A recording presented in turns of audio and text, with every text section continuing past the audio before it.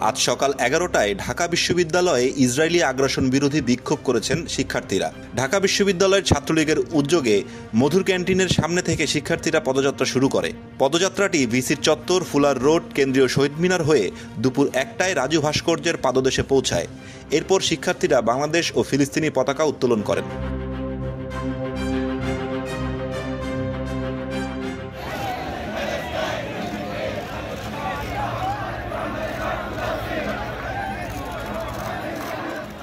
ছাত্রলীগের কয়েকটি সহযোগী সংগঠনের শিক্ষার্থীরাও এতে অংশ নিয়েছে।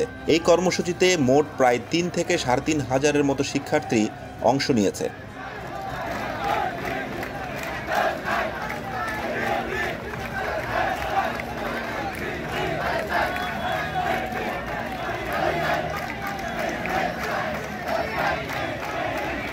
স্বাধীন ফিলিস্তিনি রাষ্ট্রের স্বীকৃতি ও গাজায় ইসরায়েলের গণহত্যায় সহায়তা না করার দাবিতে সারা বিশ্বের শিক্ষার্থীদের চলমান আন্দোলনের সঙ্গে সংহতি প্রকাশ করে এই বিক্ষোভের আয়োজন করা হয়।